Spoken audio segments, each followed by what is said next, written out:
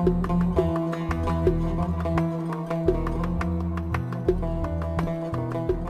لازم اشتري حلاوه المولد لخطيبتي، ده مولد النبي، ولازم نشتري الهديه دي لخطيبتي عشان دي عاده عندنا.